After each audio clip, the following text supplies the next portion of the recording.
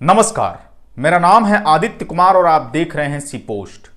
Kolkata lady doctor हत्याकांड का सबसे बड़ा दरिंदा संजय रॉय। संजय रॉय, संजय रॉय, हर तरफ बस संजय रॉय की ही चर्चा चल रही है। क्या आपको पता है कि इस पूरे मामले में कुछ बड़ी मछलियों को बचाने की कोशिश की जा रही है?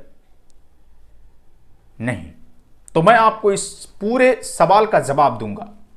सबूत के साथ मैं आपके सामने वो सच्चाई लेकर आया हूं जो आपके होश उड़ा देंगे।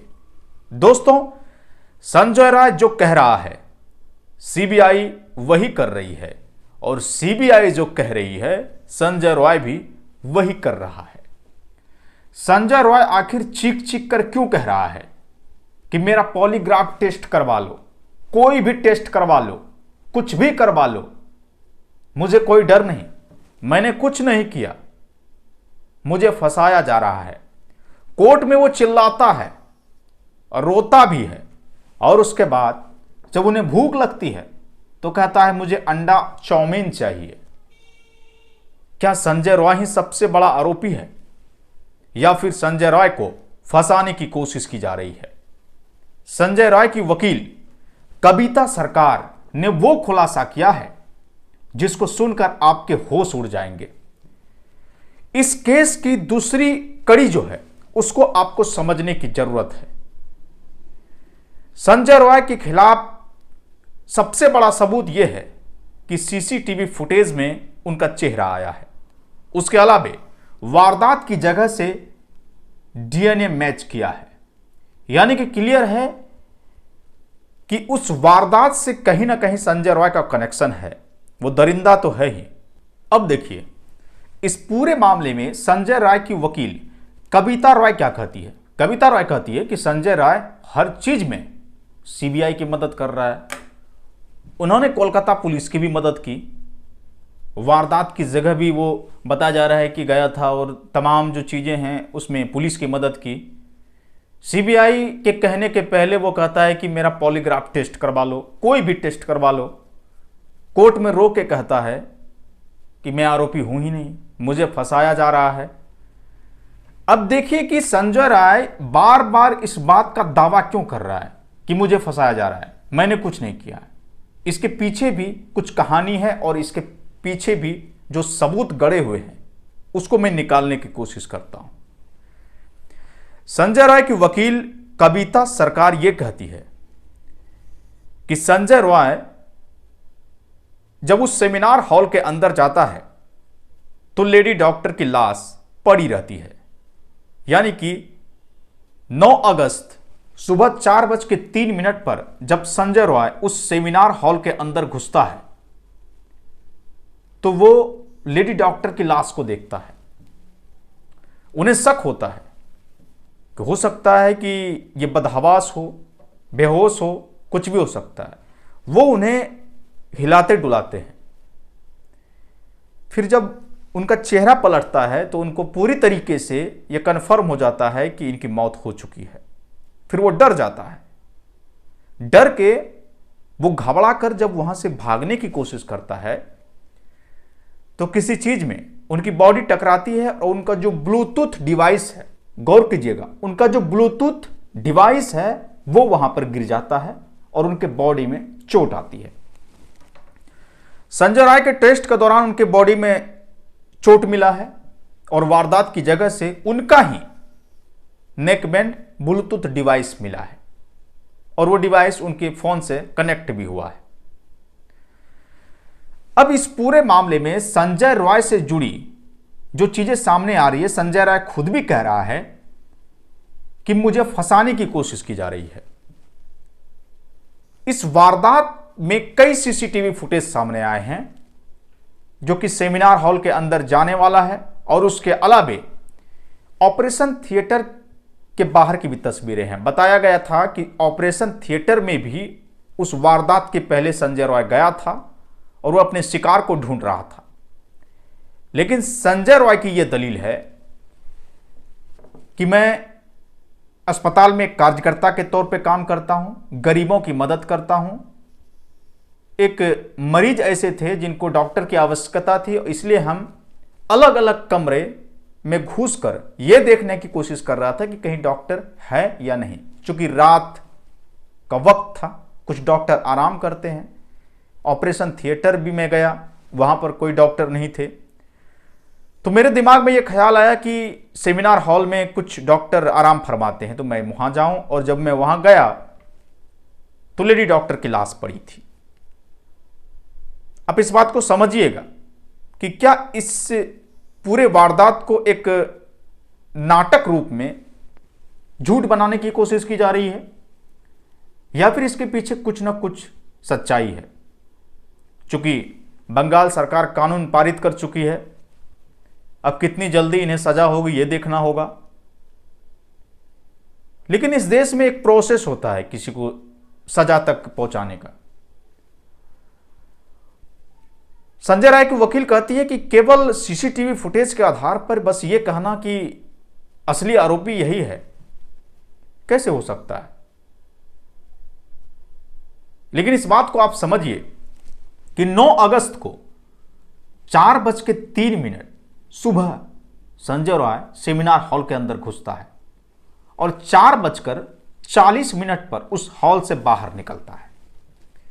कोई इंसान किसी हॉल के अंदर घुसता है, उनको एक लाश पड़ी दिखती है और वो आनन फानन में बाहर भागने की कोशिश करता है, तो क्या इस दरमियान उनको 37 मिनट लगेंगे? जरा आप अपने पर लेकर देखिए। आप किसी हॉल के अंदर घुसे, वहां पर एक लाश पड़ी हुई है, आप डर गए, आप वहां से भागे, तो कितना मिनट लगेगा, कितना सेकंड लगेगा? आप पहली सेकंड में लाश को देखें, हो सकता है आप बचाने की कोशिश करें या देखने की कोशिश करें कि वो कौन है। आप उन्हें छुएंगे, पलटाएंगे, आपको लगेगा कि ये लाश है और फिर आप घबरा जाएंगे, फिर वहां से भाग जाएंगे। 1 मिनट, 55 सेकंड, 50 सेकंड काफी है। लेकिन 37 मिनट तक संजय राय उस सेमिनार हॉल के अंदर रहता है। तो यह बात पूरी तरीके से प्रूफ नहीं हो पा रही है, हजम नहीं हो पा रही है कि कैसे वो आदमी अंदर घुसता है, लाश देखता है, बदहवास होकर भागता है। तो सीसीटीवी फुटेज झूठ बोल रहा है क्या कि 4:03 पर घुसता है, 4:40 पर वो बाहर आता है, टोटल 37 मिनट अंदर रहता है और फिर कहता है कि हम तो घबरा कर भाग गए। यानी कि वो 1 मिनट से अंदर की बात करता है और वो 37 मिनट उस सेमिनार हॉल के अंदर रहता है। तो ऐसे में तो झूठ ही लग रहा है। और दूसरी बात यह कहता है कि मैंने उस लाश को पलटाया, तो वो डीएनए वाला जो मामला है, फिर उससे बचने की कोशिश। ब्लूटूथ डिवाइस कैसे गिरा, तो मैं किसी चीज से टकराया, फिर डिवाइस गिर गया, इस बात से ये भागने की कोशिश। फिंगरप्रिंट, ये तमाम चीजें हैं।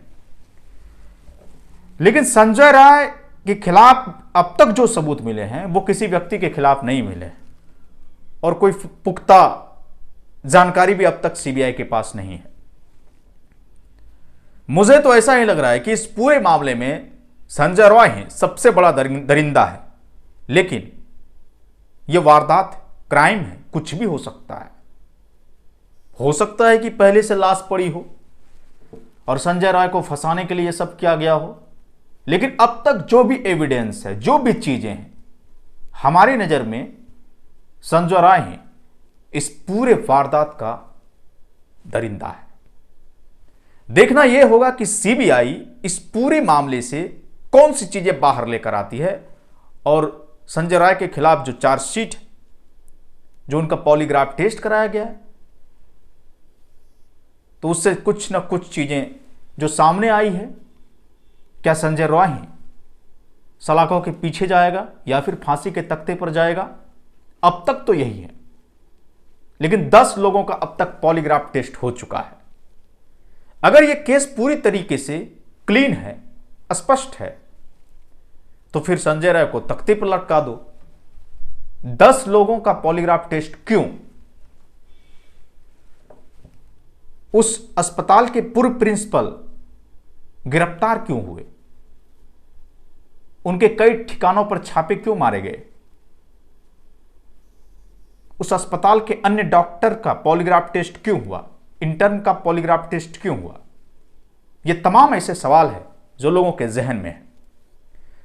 डॉक्टर की मौत के बाद जो पहला शख्स है जिसने उनकी लाश को देखा था वो वहीं के सिक्योरिटी गार्ड है। उस लाश को देखने के बाद पब्लिक आती जाती गई। वहां पर तमाम लोग डॉक्टर हैं, हर चीज को समझते हैं, तो सेमिनार हॉल को बंद कर दिया जाता ताकि सबूत को समेट कर रखा जा सके। पब्लिक आती जाती गई तो सबूत मिटा है वहां पर। वहां की पुलिस भी मान रही है, सीबीआई भी मान रही है कि सबूतों के साथ छेड़छाड़ हुआ है, और इस पर दावा भी ठोक रही है कविता सरकार, जो कि संजय राय की वकील है। जब सबूत के साथ छेड़छाड़ हो गया है तो किसी व्यक्ति को आप फंदे पर कैसे लटका सकते हैं, उनको सजा कैसे दे सकते हैं? संजय राय की तरफ से भी मजबूती से इस केस को लड़ा जा रहा है। दोस्तों, इस देश की कानून व्यवस्था ऐसी है कि 100 गुनहगार बच जाए लेकिन एक बेगुनाह को सजा ना हो। अब देखना होगा कि क्या वाकई में संजय राय ही गुनहगार है या फिर इस पूरे वारदात से जुड़ी कुछ ऐसी कड़ियां सामने आएगी जो इस केस को लंबा खींचेगा और गुनहगार कोई और होगा। दोस्तों, इस वीडियो को अगर आप फेसबुक पर देख रहे हैं तो इस पेज को लाइक कर लीजिए, यूट्यूब पर देख रहे हैं तो चैनल को जल्दी से सब्सक्राइब कीजिए और इस वीडियो को ज्यादा से ज्यादा शेयर कीजिए ताकि कोलकाता लेडी डॉक्टर हत्याकांड मामले की सच्चाई पूरी दुनिया को पता चल सके और उस डॉक्टर बेटी को न्याय मिल सके। नमस्कार।